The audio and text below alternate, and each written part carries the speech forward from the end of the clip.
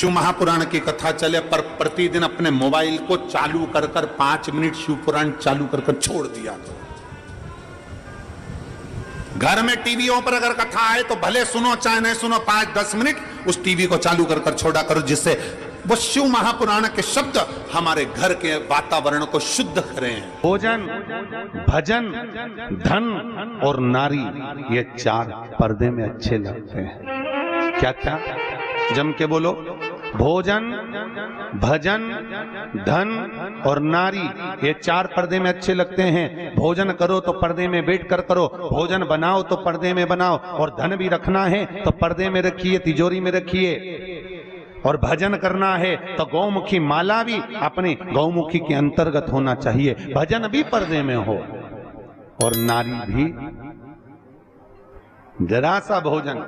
वो दुर्योधन ने कहा शकुनी मामा से, मामा मेरे इतने भाई मर रहे हैं और 5 पांडव नहीं मर रहे, अगर इनको मारना चाहे तो भीष्म पितामह 2 क्षण में मार दे। आखिर ये भीष्म पितामह को क्रोध क्यों नहीं आ रहा, इनको गुस्सा क्यों नहीं आ रहा? तो कहा इनको गुस्सा ना आने का कारण केवल इतना है क्योंकि भीष्म पितामह जब भोजन करने जाते हैं तो भोजन जो भीष्म पितामह करते हैं वो पर्दे में करते हैं। अगर भीष्म पितामह के भोजन पर चंडाल की दृष्टि पड़ जाए तो भीष्म पितामह को क्रोध आ जाए। तो मामा ये बताओ कि उस भीष्म पितामह के भोजन पर चंडाल की दृष्टि पड़ना है तो भीष्म पितामह तो एकांत में भोजन करते हैं, पर्दे में भोजन करते हैं, फिर मैं चंडाल कैसे भेजूं? इतने में शकुनी मामा ने कहा, भांजे तू चंडाल से कम है क्या? तेरी दृष्टि दे, तो तेरी दृष्टि दे। और जैसे दुर्योधन ने कहा, मामा तुम मुझे चंडाल कह रहे हो? नहीं कह नहीं रहा, मैं तो प्रैक्टिकल करने की बात कर रहा हूं, प्रैक्टिकल करके देख ले। और जैसे ही दुर्योधन ने भीष्म पितामह के भोजन पर अपनी दृष्टि दी और आज भीष्म पितामह ने संकल्प ले लिया कि कल का सूर्यास्त होते हुए अर्जुन नहीं देख पाएगा, मात्र भोजन करा और बुद्धि बिगड़ गई। ये भोजन का असर है।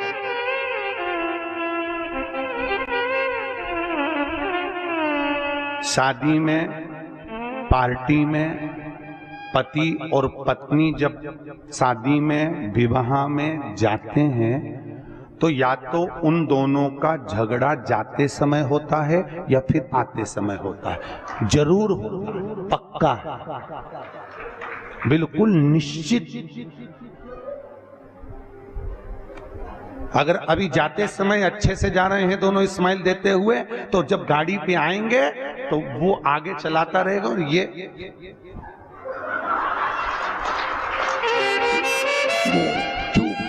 बोले आवाज तक कुछ आवाज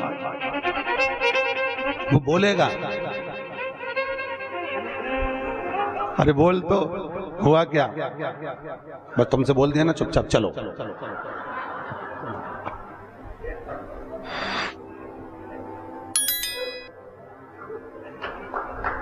चलो चुपचाप। क्यों? अब कोई समझ तो पाया नहीं, कथा में समझ जा। भोजन का असर है, जैसा खाया अन्न वैसा हो गया मन।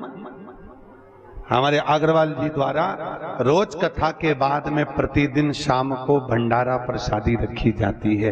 क्यों? क्योंकि जो भोजन बन रहा है उसमें यहाँ की कथा का पूरा प्रेशर पड़ रहा है और वो अन्न शुद्ध होता जाता है। तो जितना खाकर जाएंगे, घर जाकर भी रात में भी सपने में शंकर जी नजर आएंगे, सपने में भी भोलेनाथ दिखेगा। और शादी पार्टी में से भोजन कर कर आओगे, अब रहने दो, कथा पे चले, तो सपने में भी कुछ नहीं दिखा।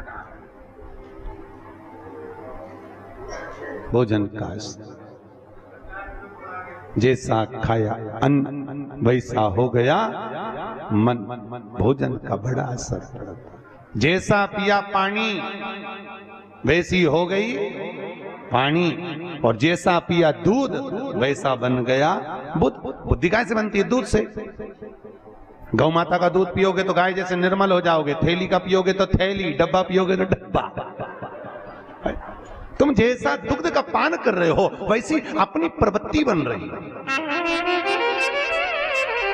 भीष्म गीता के अंतर्गत भीष्म पितामह ने बाणों की सैया पर पड़े रहकर अर्जुन को ज्ञान उपदेश दिया। अर्जुन, 4 तरह का भोजन बेकार होता है। अर्जुन ने पूछा, महाराज कौन कौन सा पितामह? पितामह ने कहा, 4 तरह का भोजन बेकार है। पहला, अर्जुन, जिस भोजन की थाली को कोई लांग कर चले जाए वो नाली में पड़े हुए कीचड़ के बराबर है। दूसरे नंबर का भोजन, जिस भोजन की थाली में ठोकर लग गई वो कीचड़ के बराबर है। और तीसरे नंबर का भोजन, जिस भोजन की थाली में केश पड़ा हो, बाल पड़ा हो, वह दरिद्रता प्रदान करने वाला होता है। और चौथे नंबर का भोजन, अर्जुन सुन, पति और पत्नी अगर एक ही थाली में साथ बैठकर भोजन कर रहे हो तो वो मदिरा के बराबर होता है, मदिरा के तुल्य है। और अर्जुन, पति के जीवने के बाद अगर पत्नी उसी थाली में भोजन करती है तो वो चारों तीर्थों के मंदिर के प्रसाद से बड़ा महाप्रसाद बन जाता है। उस प्रसाद को वो ग्रहण करे। अब तुम्हें सास कितना समझाती है, बेटा साथ में बैठ के मत खाओ, पर तुम्हें बुरा लगता है। तुम्हें लगता है बताओ ये तो हमारा भला ही नहीं चाहती है, हमारा बुरा चाहता है। भैया वो क्यों कह रही है उसको मालूम है कि ये भोजन श्रेष्ठ नहीं होगा। हाँ, अगर दोनों को साथ बैठ के खाना है तो 2 थाली लगाओ, एक साथ बैठो, एक साथ खाओ, मना नहीं है। पर भोजन की एक थाली में दोनों को भोजन नहीं करना चाहिए।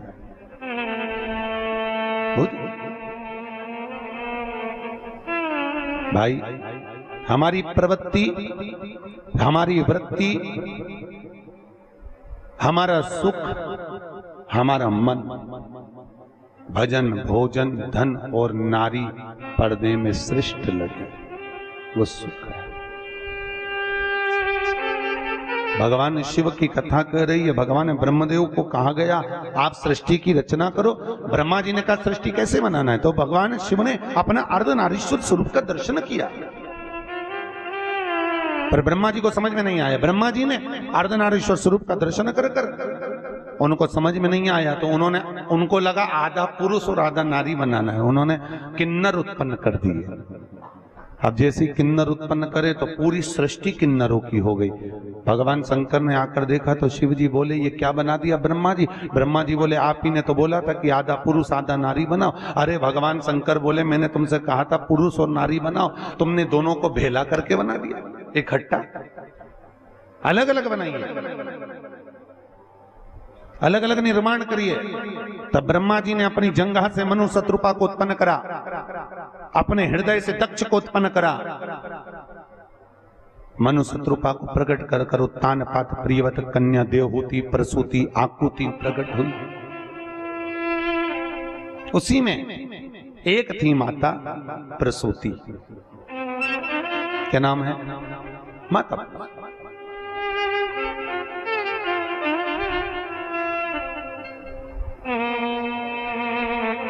माता प्रसूति का प्रागट्य। दक्ष प्रजापति अपने हृदय से, भगवान ब्रह्मदेव ने अपने हृदय से, अपने चित्त से, अपने चिदानंद, अपने मन से दक्ष प्रजापति को प्रकट किया। और दक्ष प्रजापति जब भगवान माता प्रसूति के साथ में दक्ष प्रजापति का विवाह हुआ,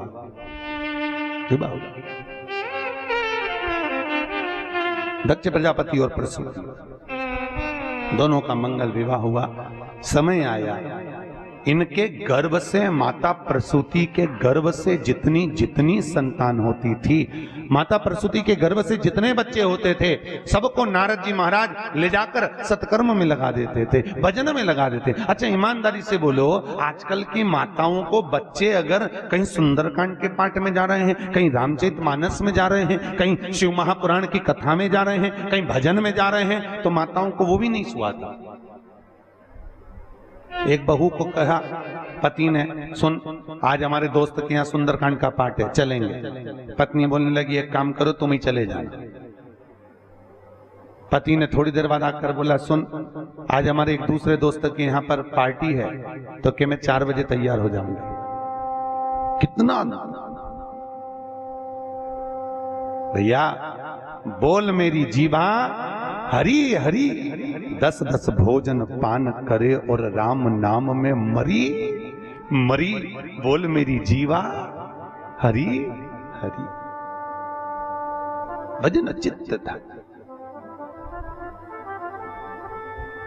शिव पुराण कहती है बहुत घंटों तक, 4 घंटे 5 घंटे 3 घंटे तक भगवान का सम्मुख बैठ